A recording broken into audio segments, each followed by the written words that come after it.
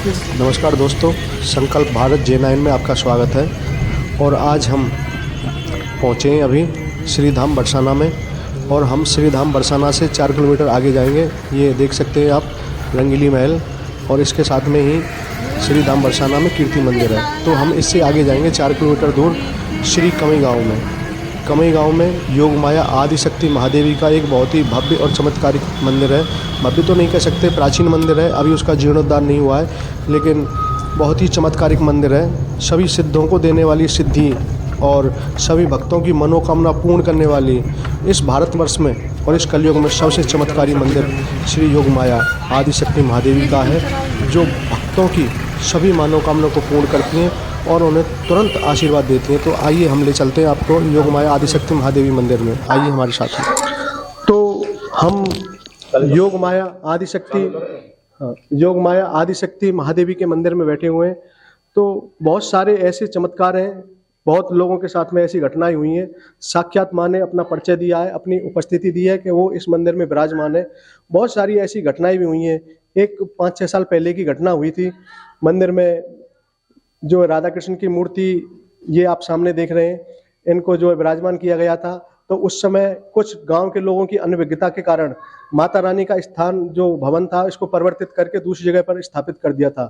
तो माता रानी उस समय इतनी रुष्ट हुई कि उनका जो लांगुरिया बलबीर है, गांव के आसपास के जिन लोगों ने ये जो स्थान परिवर्तित किया था, उन सभी के जो गैत होते हैं, जहाँ उनके बेटोरे वगैरह होते हैं, जहाँ उनके लकड़ियों के ईंधन खाने बनाने का जो साधन होता है, उनमें स्वतः ही हर रोज आग लग जाती है। और हर रोज एक आदमी की आग लगती है। गांव के लोगों को शक हुआ इसलिए तो कोई और लगा के जाता है, लेकिन ऐसा नहीं था। गांव के लोगों ने पहरा दिया तो पहरा देने के बावजूद भी उन बेटोरों में आग लग रही थी। तो उन बेटोरों से एक छोटा सा बच्चा जो है उनको जाता हुआ दिखाई देता था। तो उनको साक्षात अनुभूति हुई है, माता जी का प्रकोप है, और इसी प्रकोप के कारण ये सारी आगजनी की घटनाएं हो रही हैं। तो फिर उन्होंने माता रानी को उसी स्थान पर विराजमान किया जहां पहले थी।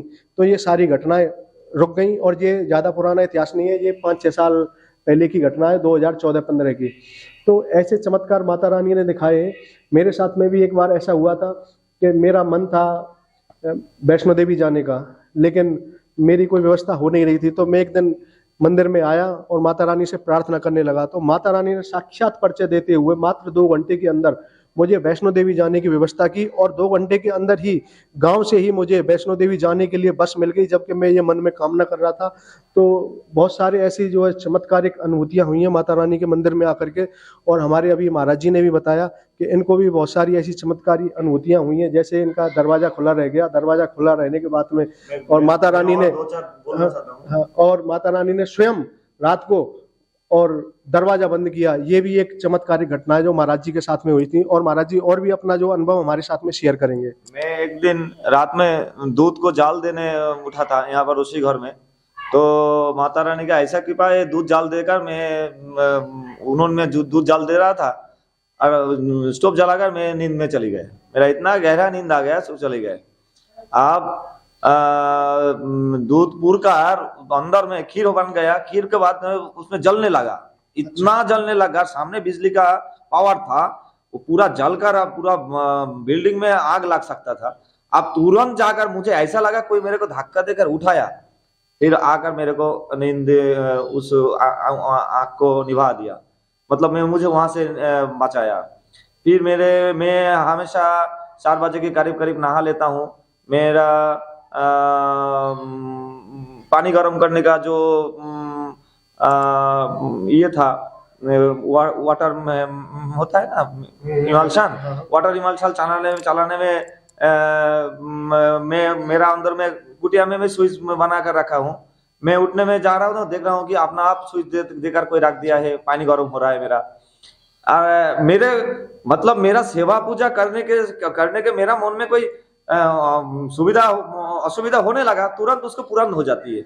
मैं समझ ये तो दिव्य शक्ति है। यहाँ सब ने मेरे को मेरा नमस्कार है कि आप लोग जरूर आइए। यहाँ इतना बड़ा दैव शक्ति शायद मुझे नहीं लगता है कि आज का दिन में भारतवर्ष में कहीं पर होगा। इतना बड़ा दैव एक शक्ति है यहाँ। और आप लोगों को जो भी संसारिक जो कामना वासना लेकर जो मनुष्य यहाँ आएगा, उसका कामना वासना तुरंत माँ ने पूर्ण करेगा। ये मेरा वादा है सबको मैं साधु संत हूँ, मेरा मुख से ऐसे बोलना नहीं चाहिए क्योंकि मैं निष्काम हूँ, मैं शुद्ध भक्त में हूँ, मैं राधा कृष्ण का भक्त हूँ। लेकिन सांसारिक लोगों के लिए ये मंदिर है। शायद मैं ज्यादा दिन यहाँ नहीं रहूंगा क्योंकि ठाकुर जी ने, मैं चले जाऊंगा कोई वन में या गाँव में मैं भजन करने के लिए। लेकिन इसके मैं तैयार करके यहाँ चले जाऊंगा, जो इसके बाद में पुजारी आएगा वो दूसरा पूजा करेगा, ठाकुर माएगा। लेकिन सांसारिक लोगों के लिए ये मंदिर है। ये मैं आप लोगों का गारंटी देकर बोल रहा हूँ कि आप लोग आइए, यहाँ का चमत्कारी का दर्शन करिए। जी, महाराज जी ने इस मंदिर के चमत्कारों के बारे में बताया और उन्होंने कहा है कि जो भी मनोकामना लेकर के आप इस मंदिर में आते हैं तो महाराज जी ये गारंटी देते हैं कि उनकी अवश्य मनोकामना पूर्ण होगी। तो महाराज जी ने अभी हमारी माता रानी के बारे में, उनके चमत्कारों के बारे में हमें बहुत सारी घटनाएं बताई और हम चाहते हैं कि मेरे कैमरामैन सहयोगी अभी जो है जूम करके माता रानी को जो एक उनकी जो पूरी दिव्य मूर्ति है उनको एक बार दिखाया जाए।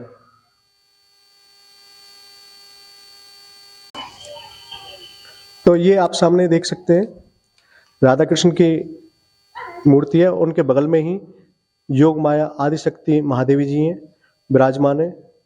दिव्य चमत्कारों से सुशोभित माँ साक्षात विराजमान है।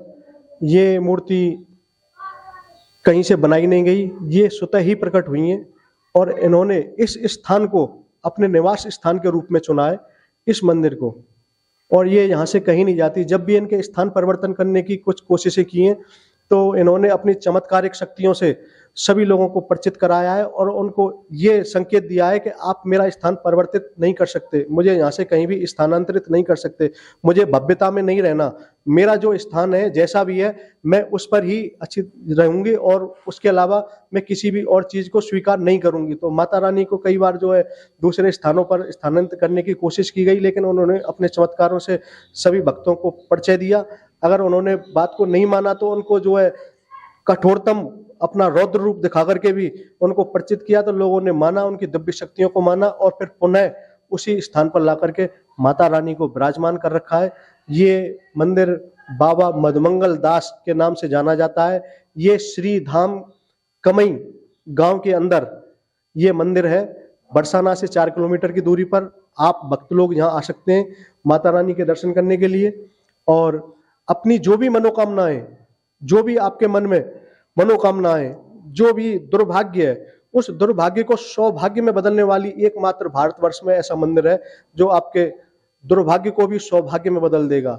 आपको तुरंत परिचय देने वाली देवी, आपको महीनों सालों किसी भी मनोकामना के लिए इंतजार नहीं करना पड़ेगा। अगर आपका अंतःकरण शुद्ध है, आपकी भावनाएं शुद्ध हैं और आपके जो इच्छाएं हैं वो भी शुद्ध हैं और लोकमात्र कल्याण के लिए, किसी को दुख ना देने वाली अगर ऐसी कोई आपकी भावनाएं हैं, प्राणी मात्र की भलाई के लिए, अपनी भलाई के लिए, तो ये योग माया आदि शक्ति महादेवी 2 घंटे में, मात्र 2 घंटे में आपको अपना परिचय दे देगी और आपकी मनोकामना को अवश्य पूर्ण कर देगी।